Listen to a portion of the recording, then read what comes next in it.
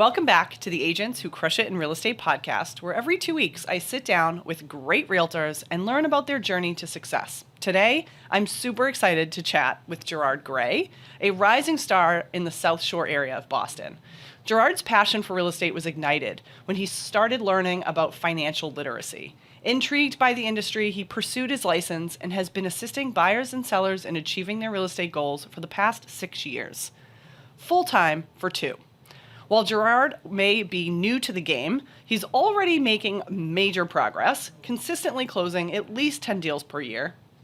He credits his success to his customer service experience and dedication to educating his clients.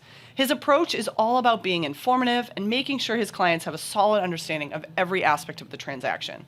Gerard is also very active on social media, using his platform to connect with his audience and grow his business. And while he does admit to being on the shy side, he's learned to come out of his shell and thrive in this industry. So without further ado, let's dive into it. Gerard, welcome to the podcast today. Hi, Lindsay. How are you?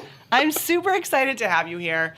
Gerard and I met a couple years ago. We were on a boat coming back from Thompson Island, and I don't know, it was like there was this magnetism. I was like, he's sitting by himself. I'm going to go talk to him. I don't know him yet. And I sat down next to you, and I think we laughed, like belly stitch laughed for the next 45 minutes of that boat ride. We did. Because you're so much fun to be around. Yeah. It was all about the, the butt text? The butt texting, yes. Because he had butt texted top agent in his office, and I could not stop laughing about it. And B. Murphy, that was the agent that he texted. She was on the podcast a little while ago. So B, shout out to you for accepting all the butt texts from Gerard. I love it. So, Gerard, let's dive into when you started in the business and what kind of piqued your interest about real estate, and why was it kind of important for you to get into this industry? Yeah. So I started, about 6 years ago now. In May, it'll be 6 years I got licensed. Yeah. And I got into it because I started learning about financial literacy. I was at a job where I was mostly just trying to figure out how do I get to that next level towards my goals, my financial goals and things like that. So through learning about how money works, what's ways of building wealth, and I knew that one of my goals was to buy a house myself. I was like, let me look into this a little bit further. And just seeing how real estate can change people's lives, I realized it was this is something that I want to learn about. I want to spread the information. So I did my classes. Literally, here in Massachusetts, we need 40 hours of class. Yep. And then the test. I literally did all 40 hours in 4 days. Wow. That's dedication right there. Over 2 weekends. Wow, that's crazy. And then I took the test. Great. Thankfully, I passed on the first try. I mean, you had all that knowledge just right there. Just sitting there. Just sitting there. And from there, I was just now that I have this, I want to spread that knowledge out to other people. And I was my very first client was my sister, and I helped her buy her house. So it was very close to home. I did it with a purpose, and I've just been I just kept going from there. So what was the company that you were working for, and what were you kind of learning about, financial literacy and trying to be, establish financial goals for yourself? What were some of the things that you were doing there? Yeah. So I was really looking more at there was I fell into a YouTube hole of financial literacy stuff, which took me to Rich Dad, Poor Dad. Yes. And then so I listened to that on Audible while I was working or doing whatever. And then that even took me a little bit further into that hole. And so I was okay, well, at this point right now, it's just the fact that I was making an okay salary. Yeah. I was I need to somehow supplement that. And so I went into real estate part-time at that time. And did you think, I'm just going to do this part-time forever, just have it as a side hustle? Or did you think at some point I'm going to do it full-time? At that time, I was hoping at some point I would get to be able to do it full-time. It was just a matter of this, once again, this was 6 years ago, trying to figure out how I get from point A to point B. Yeah. So when did you start to think, I think I could do this full-time, or maybe I want to try?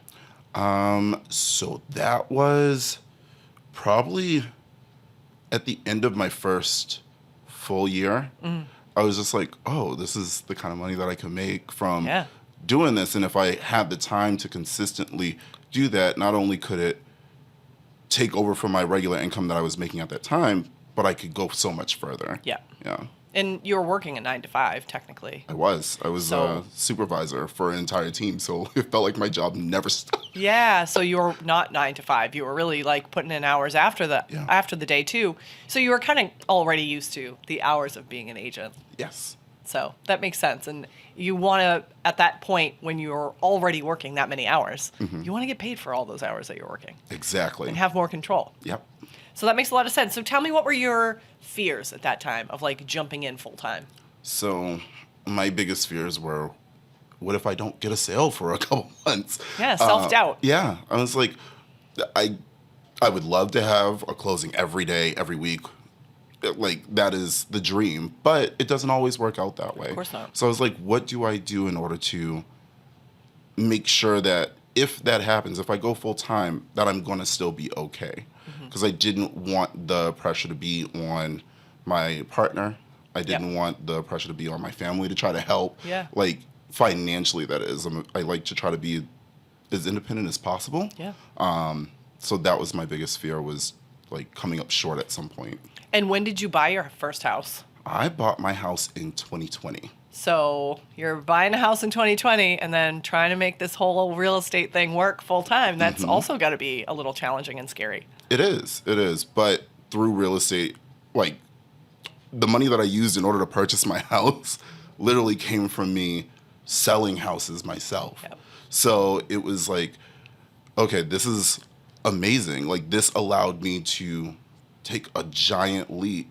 And because of the timing at that point, Yeah. I feel like I was very lucky to get the house that I did. Yeah. And I did it in the proper steps because it was, I was still working, quote unquote, Full part-time. Yeah. But I was dual careered. I'd like to say it that way Yeah. better, because Yeah. there's no such thing as a part-time agent. No. So I was able to get into that house, move it out from our rental that we were in, and I was paying less money at that time than I was for a smaller rental. Yeah. So that allowed me to also like rent out rooms in my house. Yeah. And be able to have some kind of supplemental income so that I could make the move into full time. So smart. So once you made the leap into full time, was it also still a little scary? Like, what were some of the things that you were thinking in the beginning, and were you able to kind of overcome and kind of catch your footing and be like, I'm going to be okay? Yeah. So it took a lot of preparing. Yeah. It wasn't just about my house and then I quit my job. Yeah. You're like, that's it, I'm done. Yeah, no, that didn't happen that way. So thankfully, because here at Lamacchia, the brokerage that I work at. Yeah. You can say Lamacchia. It's okay. Right. Well, that It'll we be work in the at. show notes that you work here anyway. It Okay, doesn't matter. awesome. Yeah. So here at Lamacchia, we have success guides. Yeah. And I'm very thankful for mine, because I should have probably come over to the company much sooner than I did. Yeah. But she was able to help me with coming up with a plan. She was like, what is important to you in order to make sure that you can make that leap? Yeah. And I was like, I need to make sure that I'm financially okay. Yeah. Yeah. Because what if things don't work out the way that I expect them to? So we came up with a plan together. And once I had, for me, everybody's safety, sense of safety is different. Yeah. Mine was financial wise. Once I had X amount in the bank, I was able to feel comfortable making that leap. Absolutely. Yeah. Yeah. Now you're able to kind of ease into it. Yep. And you had someone that was a cheerleader for you. Yeah. It was Mackenzie, right? Yes, it was. She's the best. Love you, Mackenzie. So tell me about how you were able to kind of balance, getting into real estate, doing it more full time, and still have a little bit of time for yourself. Because I think a lot of agents have a challenge with this. How do you turn it off at the end of the day? Or do you have an end of the day? Or do you just turn it off at different times during the day when you're like, I need to have some me time right now? Yep. Like, how do you balance all of that in this crazy business? So, like, our job isn't like a 9 to 5. Anything can happen. Yeah. But something that I feel like I learned from my previous job was that if it's urgent, then it needs to be addressed right then and there. Yep. Otherwise, it's something that can be addressed the following day Yep. when I'm back on working time. Yeah. So normally what I'll do is around around like 7-ish, that's when I kind of like shut down for the day. Yeah. Unless it's something that is urgent that needs to be addressed. Otherwise, if it's something that really can't be addressed until the next morning, I'm like, okay. And I set those expectations with my clients. With your clients up front, yeah. Like, hey, listen, I'm available. After a certain time, feel free to call, well, text me. Yeah. Or if you call, leave a voicemail. And if it's not truly urgent, yeah, I will get back to you first thing in the morning. Yeah. And when I say first thing in the morning, my day starts around 5:30. Yeah. So I'm like, so I love when people go, well, we can meet in the morning, or we can meet early, or you can call me early. And I'm like, what's early for you? Yeah, because early for me is usually earlier than most people. Yeah. Yeah. Some people early might be 9. Yeah. Yeah. Yeah. So I like to like try to get up and like have some me time in the morning and handle things that are not like phone related. Yeah. Before people actually really start their days, so that Yeah. I can actually be fully attentive. But I have a stop point. And then after that, I'm like, this is my time for the rest of the night. Yeah. And whatever's non-urgent that may have come up, we address it in the morning. I think it's so important that agents understand that they don't have to be 24/7. Yeah. Like, take some time for yourself. And you know what? We just kind of joked about this. Whenever you take a vacation, your phone blows up. Yep. So, like, it's important to take that time, and it'll help your business grow. It will. It will. I love it whenever I go on a vacation. Yeah. Because the moment I go, I'm getting on a plane, my phone Everybody blows wants to up. go look for houses. Yeah. I'm like, well, can't look for houses. It's usually, well, I want to meet with you to go over the process. And I'm like, okay, well, I will be back on Tuesday. Yeah. So we can meet Wednesday or any time after that. Yeah. You should just have pictures of, like, getting on a plane. I'm going to start that doing you can that. just post. Yeah. Yeah, do it. That's a great strategy. So tell me, I know what's also important to you is being in the office, because I see you posting all the time that you're in the office, or you do a lot of your social media, filming and things like that in the office. You're working with other agents in the office. Why is it important to you, and why do you think that other agents should be really focused on being in an office environment? For me personally, I love being in the office because the way that my brain works is I could work from home. We all, like, it's 2023. We can all, like, we have laptops, we have home offices, yada, yada. But what that does for me, and I noticed this during the pandemic, is I need human interaction. Yeah. And I learn a lot better when I'm more immersed in the subject. So listening to other agents around the office, or even our admin, like, talk about certain deals and what's going on helps me navigate my business. Yeah. And then also I can just go to them and like use them as a sounding board or share ideas. And that's why I feel like it's so important to be in the office. Yeah. So Monday through Friday, that's where you can usually find me if I'm not on an appointment. I know. I showed up like ad hoc one day in the office, and you were so mad at me. You're like, the one time I'm not here. Yeah. I was like, I think I was doing a co-working stream or something. Yeah, and I was like, why the one day? The one day. And it's true. You're in the office all the time. And, those consistent habits lead to success. So it makes sense that you would do that. And that's awesome. And then, you build a lot of relationships with the agents in your office. And on top of that, you'll have more opportunities for leads and call-ins and things like that. So that also is helpful. So talk to me about social media. Because, again, when I first met you and we sat down, you literally told me, you're like, I'm kind of shy. Mm-hmm. And I could tell because, like you said, you were kind of you were totally comfortable in that group of people, that there was a ton of people, to be there by yourself. Mm-hmm. And that seemed like a comfort zone for you. Yeah. So I am sure that in real estate, you've had to push yourself outside of that comfort zone a little bit. So talk to me about that, because there's a lot of agents that might be listening to this that they're like, maybe I can't cut it in this business because I am shy, like inherently shy. Well, what are some things that you've done to kind of get yourself out of that and to, push yourself past it a little bit? Yeah. So how do I put this? I feel like I am an extroverted introvert. Yes. If that makes sense. Yes, that's exactly what you said to me that day. And so my natural state is I'm perfectly fine sitting by myself doing my own thing. Yep. But I'm thankful that I have the ability to turn it on when I need to. Yeah. But if I'm in a group of people that I don't know, it's a lot harder to do that. Yes. So the way that I normally kind of go about it is, for one, I always cross my fingers and hope that there's a familiar face. Yeah. Because that usually leads to me making more connections. But over time, the more I become comfortable with people in my surroundings, it's a lot easier for me to at least walk up and say, hey, how have you been? Yeah. And then that just opens it up for me to meet the people that they know, and then to meet the people that those people know. And so sometimes you just have to like kind of swallow it Yeah. and just go for it and just at least say hi. Yeah. And, it helps to have that one or two people that you know, but sometimes it helps to just like walk up to people. It does. And then you start to build the connections like, oh, you work, hey, do you know so and so? Like, and you can start to kind of, have some more deeper conversations with people that you don't necessarily know. True. But it takes courage. It takes courage, especially when you do have that introverted side of you.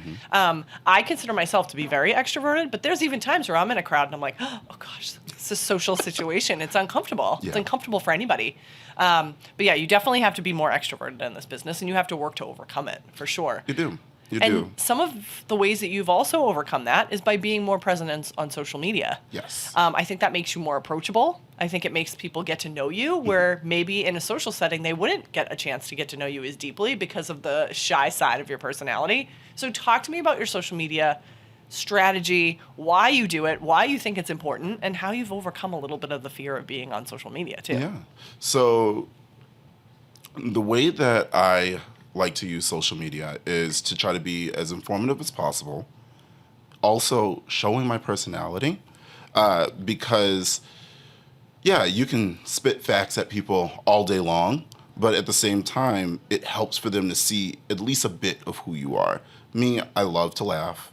I love comedy. I just like to be goofy. Yeah. And so you'll see on my page like a mix of, okay, well, this is how this works within the industry, but then you also might see me lip syncing and dancing to something Love a your little lip bit sync goofy. videos. I love them.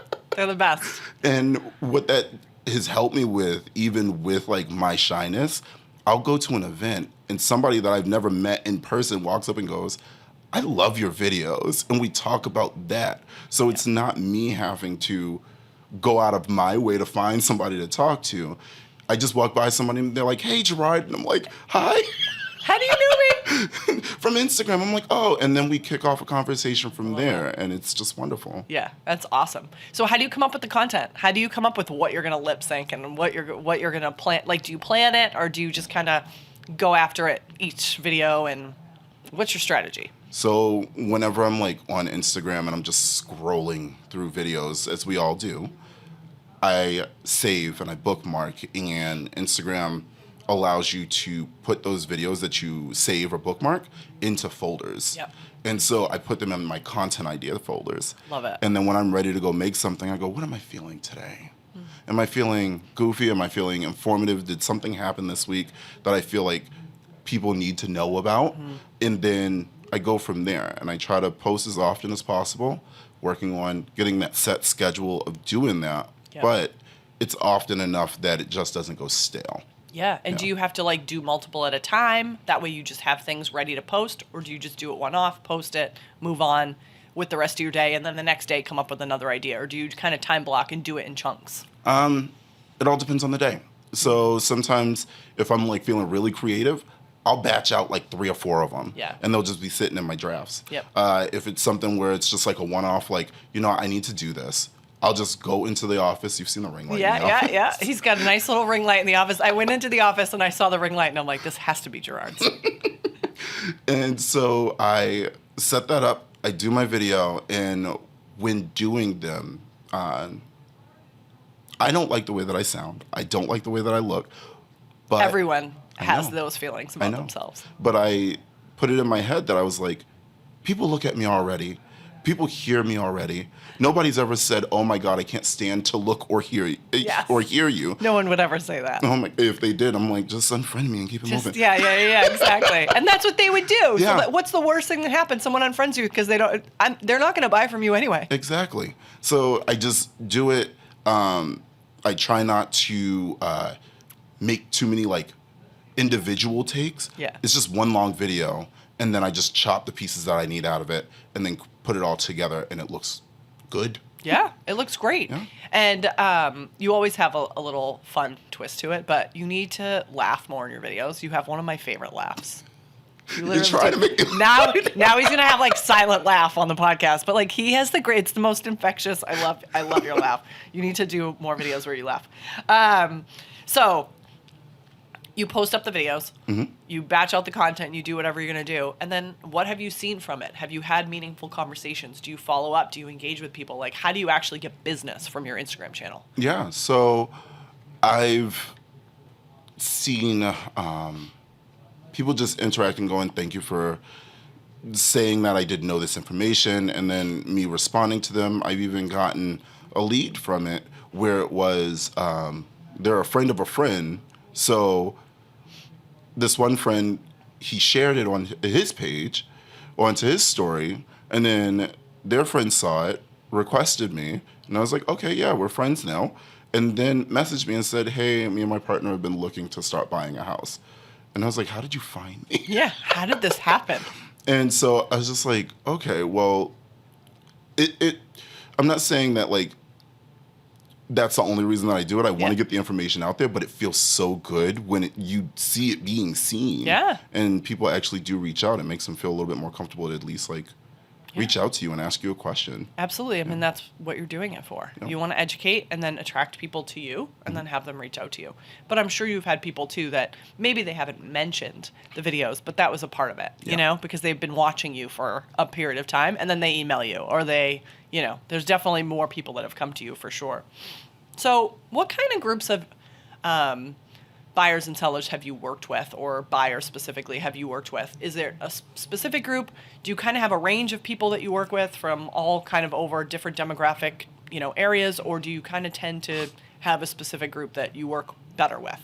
So I try to work with anybody that I feel is a good fit. But I mostly work with first-time home buyers. Awesome. And I enjoy that so much. Yeah. Because most of the time it's somebody who felt like maybe they couldn't do it. Yep. And they just need the encouragement and the first starting of the building blocks in order to get there. And then they realize, oh, this is achievable. And seeing somebody go through that, I've been through that with family. Yeah. I am one of the board committee members for my old elementary school. Yeah. And so I had put on a first-time home buyer like workshop or info session for them and like the families. And just from that, I helped 2 generations. Wow. It was a parent and then their parent, so the child's grandparent. Yeah. No, actually 3. I'm sorry. Wow. 3 generations. I just realized it was the child's parent, their grandparent, and then their great-grandparent. Oh, no all way. needed help with stuff, and I was able to help them with just all their real estate needs. Yeah. And that's all different levels at that point. Yeah. So it's just like, it must be nice, though, working with the first-time home buyers because you're so close to that, too. Because it was you. And you see yourself in that. Mm-hmm. You were so recently in that same boat, you know? And it probably has a better payoff to you. It does. It does, because it's not just a transaction. Yeah. You're truly helping people get to where they want to be. And I think that sometimes you really just need somebody that believes in you. Yeah. And it's a lot of pep talks. Yeah. I was going to say, one of my questions that I was actually going to bring up to you today is, you know, real estate is very emotional. Mm-hmm. It's very emotional for the clients, and it's very emotional for you guys, and you guys sometimes are acting like therapists. Yeah. So how do you navigate some of that? How do you try to not let the emotions overtake you as far as like getting too involved, but at the same time keeping them calm, getting them to understand that this is part of the process? Like, what are some of the tactics that you use to keep the emotions in check? Empathy. Yeah. Just a lot of empathy. Just as like a story. Yeah. One of the people that I helped, they really wanted to do it all on their own. Mm-hmm.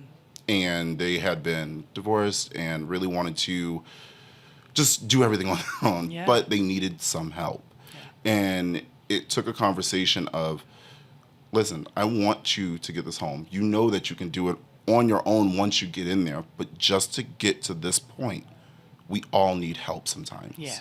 And I've been there. I don't like asking for help. I will admit that outright. Yeah. But you have to admit to yourself, just like I have to, if you really want this, you'll do what it takes in order to get there. Yeah. And I'm here to help you. Yeah. And so I think from putting myself in their shoes and not forcing them to do anything that they No, don't of want to course do. not. No. And just giving them all the information that they need. And just sometimes it takes a little hand holding, and it's just like, you got this. Yeah. That's all somebody really needs is Yeah. like, you got this, and I'm here with you. We got to get you some pom-poms, my friend, because you're the Rah, biggest rah. cheerleader. Yeah, I love it. All right, so what parting words do you have for the audience? Advice that you would give to people who maybe they were just like you were a few years back, where they're part-time, they're not sure if they're ready to make that leap. Like, what would you tell that person? What kind of advice would you give them? I would say sit down and map out what your actual goal is. Yeah. And try to like reverse engineer it. If you know that you want to be full time by, I don't know, X time or point of time, Yeah. what is it that matters to you to make sure that you're comfortable once you get to that point, Yep. so that you can fully focus and throw yourself into your work, in order to really succeed without feeling like the world is coming down around Yep. you. And then something that I always say whenever I like end one of my streams is, just be kind to others. Yeah. But like most importantly, be kind to yourself. Yep. Yep. And don't beat yourself up. No. You are going to have hard times. Yep. And I'm just really excited that you were able to come in today and get this done with me, because I think that, that calm guidance, like advice, is just super important for people. And I think they'll get a lot from this episode. So thank you so much, Gerard. We are going to link all of Gerard's stuff so you can go watch his videos. You have podcasts and things that you do as well, right? I do. I haven't Yeah. done them in a while, but they might start back up. I think that you should. Maybe this was a nice little exercise to get you back into it. I think that was your plan. We're going to put it absolutely was. We're going to put all of your links and all of those things so people can follow you. They can ask you questions. I am rooting for you, my friend. I think that you are on a great track, and I can't wait to interview again in a year and see all the awesome things that you've done. All right. So Thank keep you. it going, my friend. All right. Like I said before, whether you're a seasoned vet in the biz or a new agent just starting out, you'll find valuable insights and inspiration from our guests, just like Gerard. So go back through the episodes and explore stories of many other amazing realtors. And we will see you next time on the Agents Who Crush It in Real Estate podcast. Thanks, everybody.